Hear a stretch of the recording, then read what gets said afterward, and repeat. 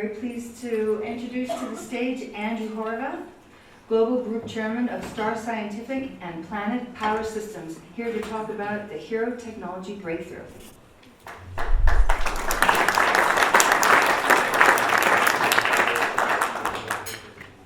Good morning, everyone. Good morning. Morning. Can I just quickly thank all the Star family who have come out from far and wide overseas to be here. I've been quite surprised by the number of Star shareholders that are in the room. I'm particularly grateful. Okay. So, yesterday I went through the economics of why hydrogen, so let's talk about why Hero. Everywhere you turn, businesses claim to be disruptors. Disrupting is marketable, it's catchy. I'm here to tell you something maybe a little radical, but if you want to see a clean energy economy in our lifetimes, and I hear often in this room, move the needle. That's what I keep hearing. If you want to hear that, disruptive is the last thing you want to be. It's not fashionable, but it's true. Yeah. We need a different approach to build and adapt, not disrupt.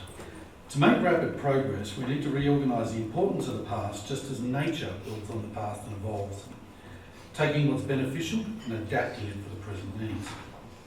So let's start with CO2. How we abate CO2 has already been solved, technologically, just not politically. But the thing is that not all CO2 killers are created equal. Killing CO2 is one thing, killing the global economy is another. So for decades, we've all witnessed the climate wars. Stark line drawn through the middle of societies around the world. Today, deep divisions, often along political lines, are impeding the rapid progress we so urgently need. Not just in climate action, but in so many aspects of policy. As a result, the debate over how we get to zero emissions economy globally has stalled. To highlight the problem, the world is burning more coal than ever before. Oil and gas consumption is increasing. Last year, hydrocarbons accounted for more than 80% of total energy consumption. The same percentage, in a bigger absolute number, 10 or 20 or 30 years ago. Investment in renewables such as wind and solar has flatlined, and greenhouse gas emissions continue to rise. I believe that building on the foundations in place today, by acting creatively, not disruptively and not destructively, that America can leapfrog into the next energy era. However, it's going to take a total impact approach to how we address our current energy woes and design our energy future. I put it to you that coal-fired power stations are not indeed a problem. I know it's counterintuitive, but bear with me. Since the dawn of the industrial age, the backbone of modern America and indeed the global economy is the reliability from the electrical grid, fed by dependable, predictable power delivered by these stations. It's what got us the living standards we enjoy. Predictability in supply, predictability in cost, and energy source on demand. This cheap and abundant power has fueled growth. In the same predictability and reliability that we need to deliver growth that will support the living standards we've come to expect moving forward, in a world of 7 billion people and growing. Last year, energy demand grew at its fastest pace in a decade, according to the International Energy Agency. Each new day brings with it a longer list of demands on our energy resources. The latest studies shows that the internet industry could use 20% of all electricity and emit up to 5.5% of the world's carbon by 2025. This would be more than any country except the US, China and India. 5G in the cellular network will bring about by 2021 50 billion Internet of Things devices alone. To give you an interesting example, a single $1 billion Apple data centre planned for County Galway, Ireland, expects to use 300 megawatts of electricity just on its own. That's over 8% of the Irish national capacity and more than the entire daily usage of the city of Dublin. So yes, coal-fired power stations are spewing out CO2, but let me repeat, the stations are not the problem. It's the technology they're using and the fuel they're running on. I'm here to tell you, you can have one without the other. A dependable power without pollution. Planet Power Systems has access to technology created by Star Scientific, its parent in Australia, that can support a rapid, zero-emission, reliable energy transition by partnering with the infrastructure we've already got, the stations and the grid. Zero emissions power that's reliable, inexhaustible and cost competitive, all produced by existing stations minus the coal. It offers a creative rather than disruptive approach to providing carbon-free power to support the lifestyle people want. Now by now, some of you who aren't Star family might be wondering who we are. Planet Power Systems is an operating arm of Star Scientific. It will roll out HERO across the world. We've been researching hydrogen-based solutions to energy for 30 years. It was deep into our research into muon-catalyzed fusion that we discovered a remarkable catalyst, which has become the heart of our breakthrough technology, the Hydrogen Energy Release Optimizer, or HERO. So how does HERO work?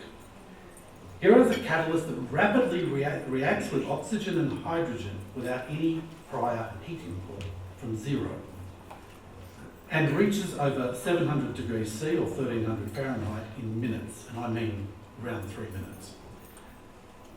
It's a reaction we've demonstrated to hundreds of people in our lab. It's been independently verified by universities. Because HERO is a true catalyst, it doesn't get used or degraded during the safe, flameless reaction. As I said, an extraordinary find. Like hydrogen itself, HERO's remarkable heat generating capacity has a multitude of potential applications. The application I'm focusing on now is the ability to supply baseload power with zero emissions, but using the existing power infrastructure. HERO can deliver dispatchable, on-demand energy to turn the power station's massive steam turbines that are critical to keep our economies moving.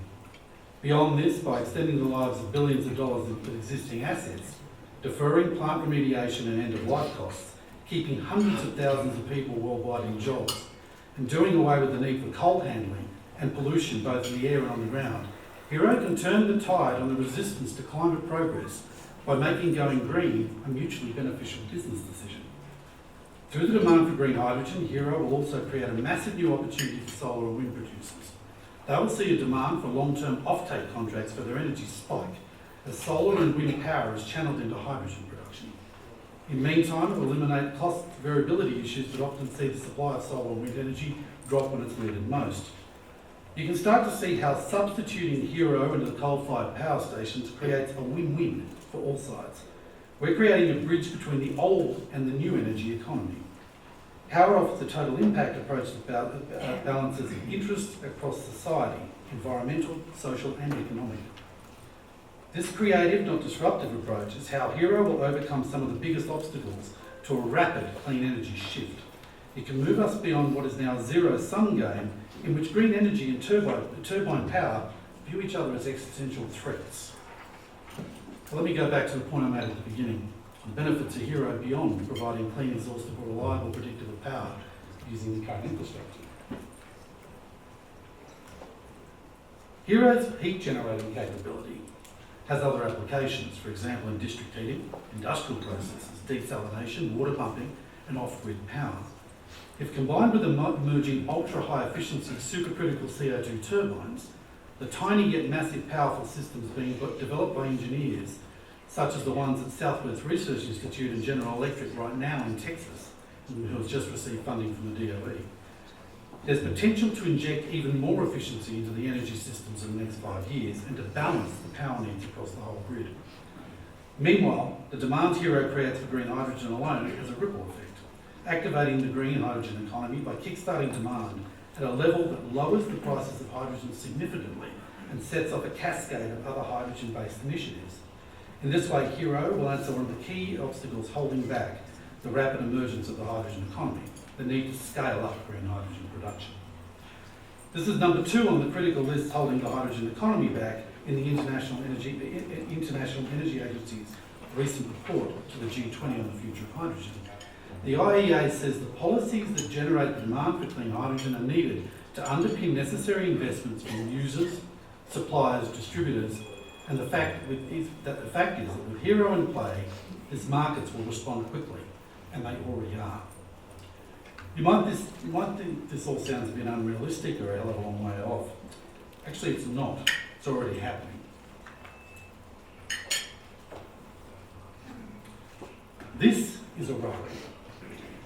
It's a power station operated by one of Australia's largest utilities companies. It has a power output of 2.8 gigawatts, a thermal output of 8 gigawatts. It produces 1.5 tonnes of carbon monoxide, 20,000 tonnes of dioxide,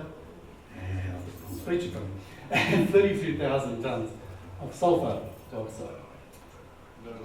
9.5 million tonnes of CO2 and 21 million tonnes of that lovely stuff you see in front of you there. That is an ash dam that is around about 1.9 square kilometres, I don't know what that is in miles, 10 metres deep, and they're increasing it at the moment by increasing the dam walls by 5 metres because they simply don't know what to do with the stuff. It also employs 600 people and provides power to 3 states, and by 2032 it's due to shut down because of pollution maintenance costs. For over 2 months now, our Australian arm Scientific has been doing a feasibility study with the power station to convert it to run on hydrogen, and by doing exactly what I've been describing to you. Substituting the coal-fired generation systems for HERO, the limitless zero emissions energy. And this is the beginning, and we're incredibly excited. In conclusion, the tremendous potential of the energy source is already being demonstrated. 50 years ago, a potent mix of creativity and conviction powered the boosters that delivered NASA's Saturn V rockets to the moon. The same combination will catalyse the next era of human progress. The difference in this case, we're already halfway there. To jumpstart a rapid transition to a clean energy economy with minimal trade-offs, we simply need to look at the problems with a new perspective. Rather than disrupt, throwing the baby out with the bathwater, we need to act creatively in partnership. Thank you, and I look forward to your questions on the